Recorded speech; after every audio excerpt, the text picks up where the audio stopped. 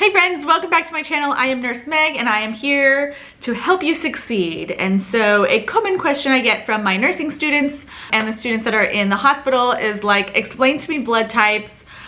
This is confusing. So I'm gonna kind of just go through it like a quick little lecture and get your pencil and papers out because we're gonna have some fun today. Let's talk about the blood types. So let's talk about it in relation to nursing, because we can talk about blood types in medicine, we can talk about blood types in phlebotomy, but I'm speaking specifically to nurses. So when we administer blood transfusions, the patient has to be typed and cross-matched. This means like their blood will be typed. So what kind of type are they? Are they O? Are they A? Are they B? Are they AB? And then we're gonna find out if they're RH factor positive or negative. If this sounds like Chinese to you, don't worry, it's gonna make complete sense at the end of this video. I'll explain everything in detail, okay? Don't freak out. This is easy, this is simple, you can do this. Next, cross-matched, so that was typed, and cross-matched, they're gonna be cross-matched with the donor blood that we happen to have in the blood bank, okay? So that's what it means to be typed and cross-matched. So typed, what blood type do they have? What's the RH factor if they have one, and then cross-matched to whatever bag of blood in the bank. So that's just what type and cross means. So sometimes patients will come in or the doctor will order blood and they'll be like, are they cross-matched? Are they typed and cross-matched? And then that's what that means, in case you're like, what is this terminology?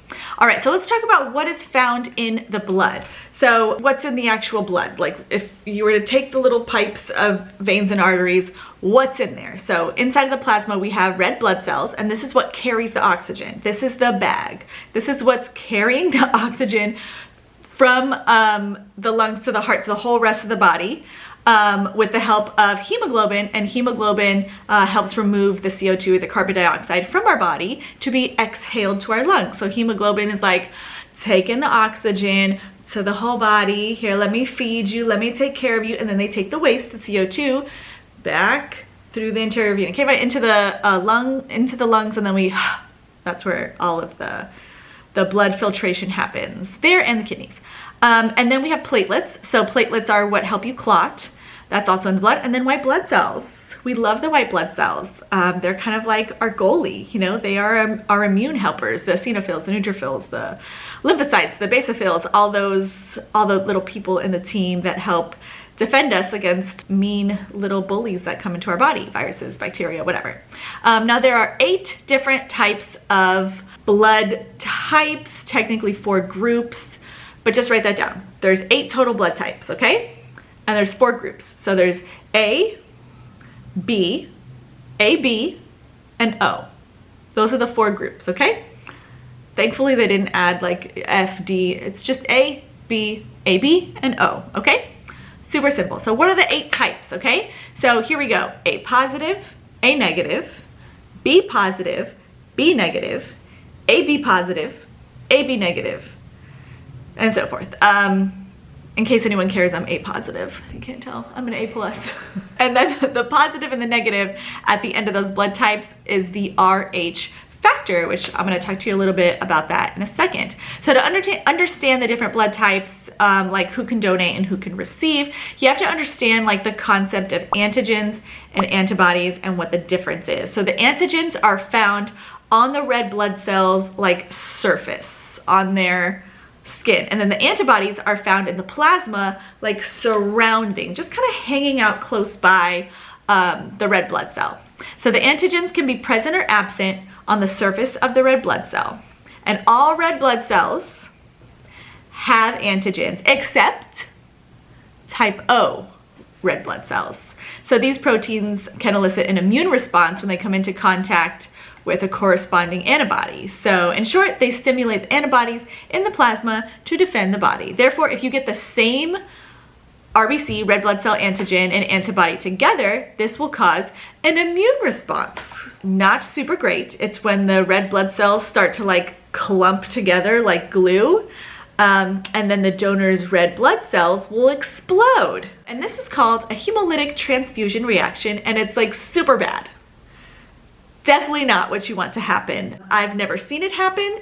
I've seen very mild blood transfusion reactions, like maybe they're itchy, maybe they get a little fever, something like that, and we stop the transfusion, but I've never Thank God, seen a hemolytic transfusion reaction, which hopefully will not happen if they are properly typed, crossed, and matched, and you do all the proper checkings with 2 nurses before you administer the blood. That was antigens. Let's talk about antibodies. So antibodies protect our body from invaders. All blood types have antibodies present in their plasma, except for AB. So they're found in the plasma surrounding the blood cells, like I said, like close by, but not on the surface like the antigens. And the recipient's plasma antibodies must be the opposite of what the type of antigen is found in the donor's red blood cells. If not, it'll lead to the same kind of like very terrible, awful transfusion reaction. So let's like dive a little bit deeper into like each group and like who can receive who and like who can donate to who. It's kind of like when you're thinking about like the Real Housewives and like Who's getting along with who and who you can put seated next to who at the dinner party. It's kind of like that. do you want a terrible reaction and wine glasses thrown? No, you don't. You want a peaceful dinner party. So let's see who can donate and who can receive. So blood types and groups. A blood type A has only A antigens on its surface and B antibodies in the plasma.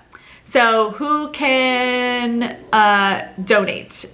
So type A blood can donate to A and AB. They can receive O and A. That's it.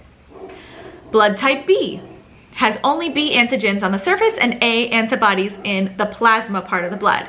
They can donate to B and AB, and they can receive O and B.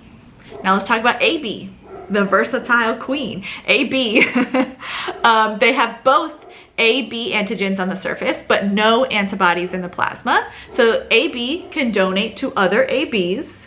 They can receive O, they can receive A, they can receive B, and they can receive AB, which means they are a universal, versatile queen. AB is the universal recipient.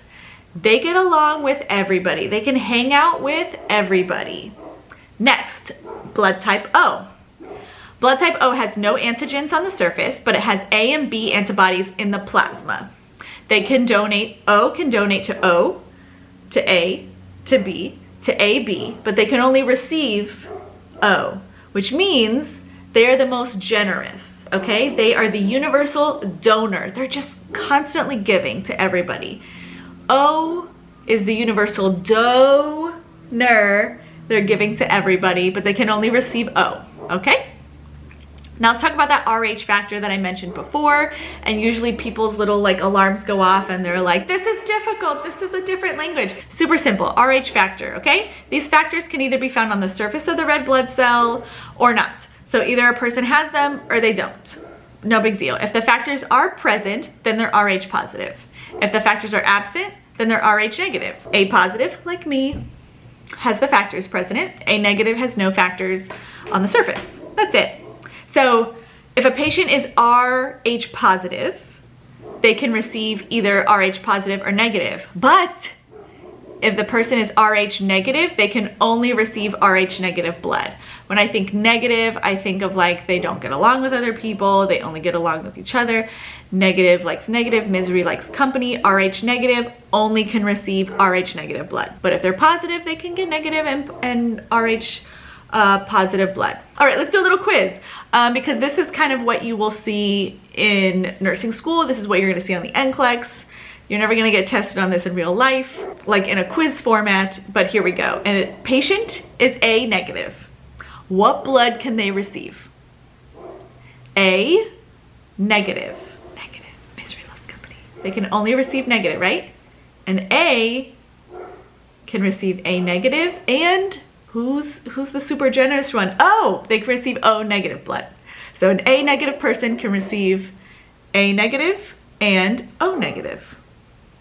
I really hope this video helped. I know it wasn't like super like professional-y, lecture-y kind of thing. Maybe I should have put on like a jacket, suit, and been a little bit more professional, but I want to talk to you guys like you're my friends, and this is how I talk to my students at work. I really just want you to like understand it for it to make sense. So I hope this makes total sense to you, and I hope that this helps you in school and on the NCLEX and in real life. Let me know what you thought. Of course, give me a like, a little thumbs up to let me know that you made it this far in the video, and subscribe to my channel for more stuff like this, and maybe make a request for a video in the comments, and I'll make a video just for you. So thank you so much for watching. Remember to find more super helpful content on nursemegRN.com. That is my blog. Hope I'm not having a stroke. And then you can find me on social media. It's the same name, nursemegRN. I'll put links to all of my social media and fun stuff below. Take a look at some of my courses and some of my free printables. So good luck out there. Have a good shift. I love you. Bye.